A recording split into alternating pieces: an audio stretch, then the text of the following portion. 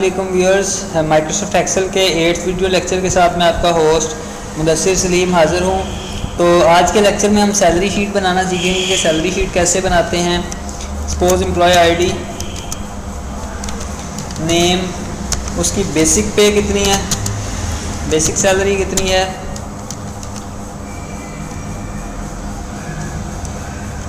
उसको जो है बोनस कितना मिलता है, उसको हाउस रेंट कितना मिलता है,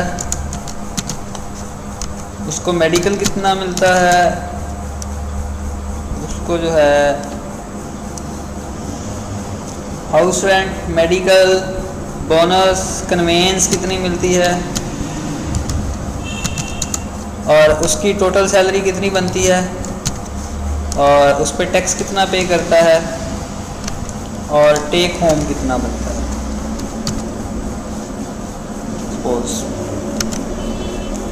तो ये बोनस को मैं ऐड थोड़ा सा कर देता हूँ कि 5% ही हम बोनस देंगे।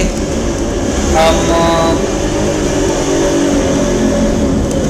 6% जो है वो हाउस रेंट देंगे बेसिक पे का, 7% जो है वो हम मेडिकल देंगे बेसिक पे का, 5% हम कन्वेंस देंगे। तो टोटल करते हैं। ID है सपोज 1 2 3 4 5। सपोज नेम है ताहिर, काजम, अनवार, जुनेद, हामिद। ये सपोज रैंडमली मैंने नाम लिखे। बेसिक सैलरी इसकी 12,000 है, 10,000 कर लें, 12,000 कर लें और इसकी 14,000 है, इसकी 16,000 और 25,000। अब कमीशन निकालना, बोनस निकालना है सबका बेसिक पे तो इक्वल टू ये बेसिक पे है, इसको मल्टीप्लाई करेंगे, कितना है 5%। तो एंटर किया, ये इसका बोनस आ गया सबका। अगर मैं इसका हाउस रेंट निकालना चाहता हूँ तो इक्वल टू ये इसकी बेसिक सैलरी है, इसको मल्टीप्लाई करेंगे 6% से, तो ये हाउस रेंट आ गया।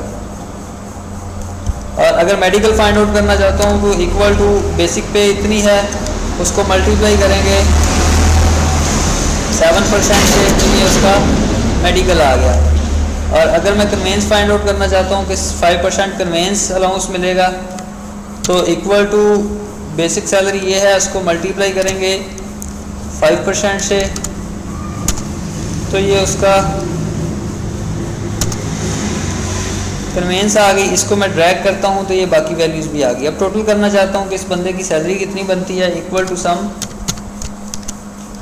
इसकी रेंज बनाई जितना भी उसका बनता है और उसको मैंने ड्रैग किया। अब मैं टैक्स लगाता हूँ कि टैक्स मैंने परसेंटेज, इसके लिए मैंने फार्मूला अडॉप्ट करना है कि इक्वल टू अगर उसकी इनकम जो है वो ग्रेटर देन 5,000 हो, greater than less than equal to 8,000 हो, तो उसकी सैलरी जो है उसको ज़रब दे दो 5% से, सपोज कॉमा। जो ग्रेड का फार्मूला था वही चीज़ है, लेकिन उसमें हम ए लिखते थे ग्रेड, और इसमें क्या करेंगे, क्योंकि न्यूमेरिक वैल्यूज़ जो होती हैं वैसे ही विदाउट इन्वर्टेड कोट्स लिखते हैं, इतनी चीज़ को हम रेंज में लेते हैं। इसको मैं पेस्ट करता हूँ 1 दफ़ा, 2 दफ़ा, 3 दफ़ा मैंने पेस्ट कर दिया सपोज।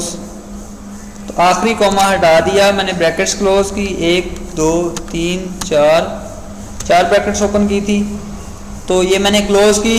अब मैं कहता हूँ अगर इसकी जो है 15,000 हो, लेस देन इक्वल टू 15,000 हो, तो इसको जो है आप 10 से मल्टीप्लाई करो।